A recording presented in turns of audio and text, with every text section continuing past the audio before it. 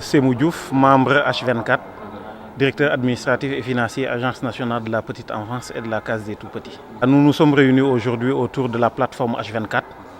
pour discuter, comme nous avons l'habitude de le faire, de l'actualité de ces derniers jours, mais également sensibiliser davantage les Sénégalais sur la situation de la pandémie, faire le point, mais également et aussi féliciter l'État du Sénégal par rapport aux dispositions qui sont en train d'être prises depuis le début de la pandémie. Il s'est trouvé que ces derniers jours, nous avons assisté à des événements tels que la sortie de M. Ousmane Sonko, parlant des chiffres relatifs à la pandémie, alors qu'il s'est trouvé que aujourd'hui en Afrique, le taux de mortalité moyen est de 22,5%. Le Sénégal a un taux qui est largement en deçà de ce taux. Alors qu'il faut rappeler que ce taux moyen est constitué de taux de mortalité de pays africains. Donc si cette personne aujourd'hui se présente devant les Sénégalais pour dire que le Sénégal est dernier de la liste par rapport à la lutte contre la pandémie, nous aujourd'hui de la plateforme H24 Macky, nous nous présentons là pour démentir ce qu'il a dit, pour dire aux Sénégalais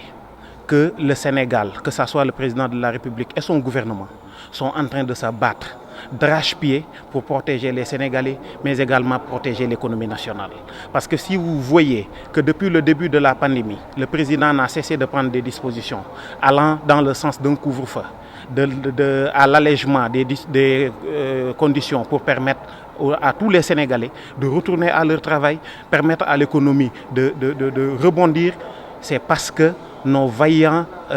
personnels médicaux, commençant par le ministère de la Santé, le ministre de la Santé, tout le personnel médical du Sénégal s'est battu. S'est battu pour, dans un premier temps, maîtriser ce virus, s'est battu pour protéger les Sénégalais par rapport à cette pandémie. Mais malheureusement, le Sénégal étant un pays du monde, si il advienne des mutations de ce virus, ce qu'on a vécu ces derniers temps dans le monde, et que ces mutations-là arrivent au Sénégal, le Sénégal ne peut pas s'en épargner. C'est ce que nous sommes en train de vivre aujourd'hui. Nous vivons la mutation du virus, du coronavirus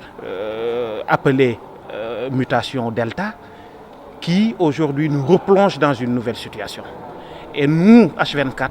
nous sommes sûrs que le Sénégal est en train de prendre les bonnes dispositions. Le président de la République est en train de faire de même, le gouvernement aussi, pour contenir également cette mutation du virus Delta. Le président de la République est en train de faire de même, le gouvernement aussi, pour contenir également cette mutation du virus Delta. Donc, tout ce que nous pouvons faire, c'est sensibiliser davantage les Sénégalais, comme nous l'avons toujours fait. Et ce qui a valu aujourd'hui que dans la communication gouvernementale, les Sénégalais voient de plus en plus H24 se hisser au premier plan pour sensibiliser les Sénégalais, mais également pour vulgariser les actions du président de la République et de son gouvernement par rapport à la lutte contre la pandémie, mais également par rapport aux réalisations. Parce que le président de la République l'a dit depuis le début. Le virus n'est pas appelé à partir si tôt. Donc nous devons apprendre à vivre avec le virus. La pandémie est là, mais n'empêche, l'État du Sénégal est en train de travailler. Donc nous ne devons pas accepter, et c'est ce que H24 est en train de faire, que des personnes mal intentionnées, politiques ou pas, utilisent la pandémie pour occulter aujourd'hui les bonnes actions du gouvernement et du président de la République. C'est pourquoi H24 se hisse de plus en plus sur la toile pour vulgariser ce que le président de la République et son gouvernement sont en train de faire, mais également sensibiliser davantage les Sénégalais par rapport à la pandémie. Nous félicitons sur ce point le gouvernement du Sénégal. Au début, ce n'était pas facile d'avoir un vaccin. Aujourd'hui, le Sénégal en a des milliers, pour ne pas dire des millions. Au début, ce n'était pas facile de faire accepter le vaccin aux Sénégalais, parce que juste il y avait des personnes mal intentionnées qui, dans un premier temps, ont foulé aux pieds les mesures barrières, ont fait tout ce qu'ils veulent jusqu'à ce qu'ils leur vaillent des procédures judiciaires, qui, dans un premier temps également, ont invité les Sénégalais à ne pas accepter la vaccination. Mais alhamdoulilah, aujourd'hui, avec la communication de H24 et toutes les plateformes qui sont en train d'œuvrer pour le gouvernement et la communication gouvernementale également, la population s'est appropriée de cette vaccination. Nous voyons de plus en plus des centres de vaccination élargis. Nous voyons de plus en plus les Sénégalais aller vers ces centres de vaccination-là pour se vacciner parce qu'ils savent que c'est la vaccination qui peut épargner le Sénégal, c'est la vaccination qui peut nous aider le gouvernement, aider le président de la République à maintenir notre économie stable, à maintenir notre économie intacte pour que, après la pandémie, le Sénégal continue à exister. Mohamed Rassoul Diouf, membre Alliance de la République, membre aussi fondateur de la plateforme H24 Macky. waaw di wax ne tey dañu woowoon suñu mbokku taskatu xibaar yi pour waxtaan ak ñoom ci lu jëm ci wàllu xew-xew yi lëmbe réew mi semaine yi ñu génn ñu wax ne d'abord H24 Macky ñu ngi gërëm sénégalais yeeg tous les acteurs politiques yi nga xam ne bi mu juddoo ba léegi ci weer ñoom ñëpp gis nañ ñu accueillir ko accueil bu am dayo accueil bu rafet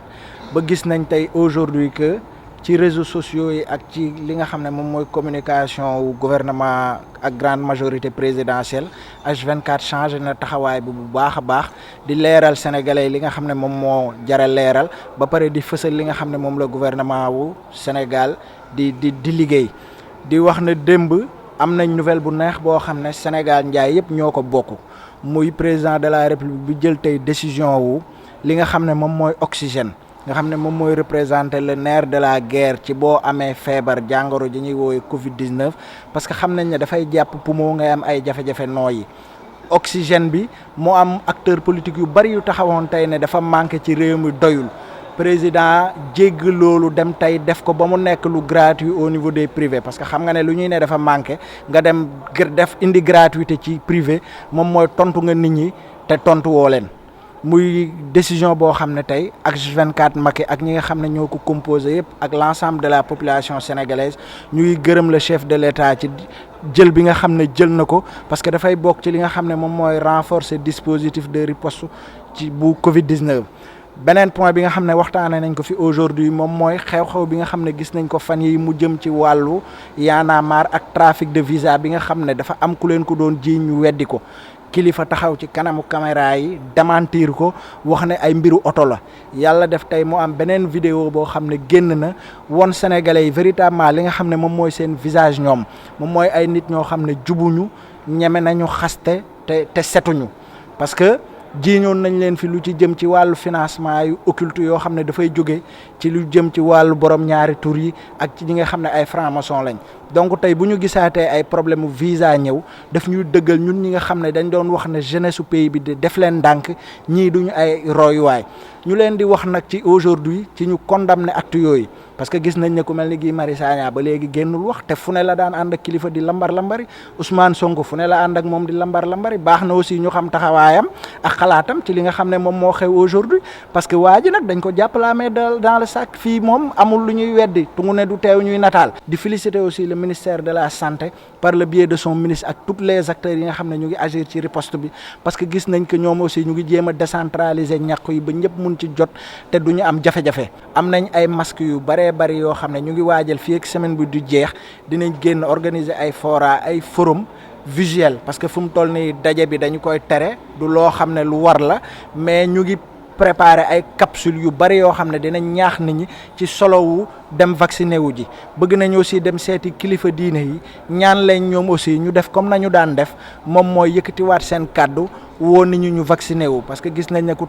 def ni xalif général des mourides sëñ Mountakha yàlla na ko fi yàlla yàggal ak Serigne Mbaye Sy Mansour ak yeneen kilifa diine yi ay nit ñu baax lañ ñoo xam ne bi mbas bi commencé ba léegi gis nañ taxawaay bu rafet bi nga xam ne moom lañ ci am ba H24 fas yéene la leen seeti ji ñoom aussi pour ñu yëkkatiwaat seen kàddu à travers des capsules wax nit ñi ne leen nañ dem ñàkku ji parce que loolu fi toll nii moom mooy la seule solution bu mën a permettre nit ñi ñu Sénégal moo am ce qu'on appelle une immunité collective bu ñuy aar. li ma bëgg a wax moom mooy lii soxlawuñu preuve soxlawuñ dara tungu ne du teew ñuy nataal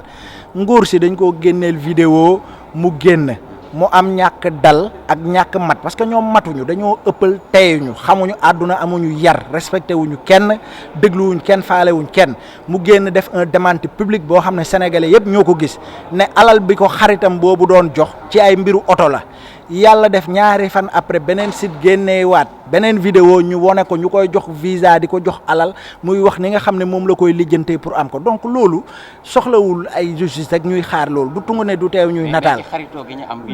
loolu ñoom la seeni mbir la xam nga boo bëggee dóor sa xarit tam ñàkk gore mun ta weesu ngay dóor sa xarit booy dóor sa xarit ba mu weer la itam loolu mënuñu ci dara loolu moom ak xaritam la mais en tout cas li ci am solo moom mooy malheureusement ci ki mu dal muy kilifa dafa nekkoon nit koo xam ne chaque jour mu ngi takk rajo yi je rappelle que ne xasoon na fi sénégalais yëpp nee woon na c'est des irresponsables xas fi kilifa diine yi li may wax les cassettes sont là bu ngeen ko weddee ngeen teg ko moom moo taxawoon wax ko donc aujourd'hui ngay wax lu mel noonu fekk ne yow ci ginnaaw ñaawteef ngay dundee di dundalee sa njaboot tooke loolu la ñu wax ne façon nit yooyu jeunesse sénégalaise da leen mun a war a moytu te ñu ngi wax aussi le procureur de la république qui prenne les dispositions pour éclairer la lanterne des sénégalais ñu xam mbiru trafic visa boobu ñan ñoo ci taxe ak nan la demee parce que du lu ñuy bàyyi muy sedd mbiru Ousmane Sonko mu ngi toogagum ba léegi di xaar ñuy xaar peut-être ñu am juge bu jëlaat dossier bi comme ki ko yoroon dafa làqu mais on dit que le Sénégal c'est un pays de droit un état de droit moom moo ko wax ci première vidéo kilifa ne dina yóbbu mbir mi fa mbaxana doone benn donc ñu ngi ko fay xaar di wax ne nag bépp dossier bu fi nekk boo xam ne dafa war a dem ci justice que nga nekk acteur politique wala acteur société civile du tee justice def liggéeyam loolu moom dañoo bëgg mu nekk lu leer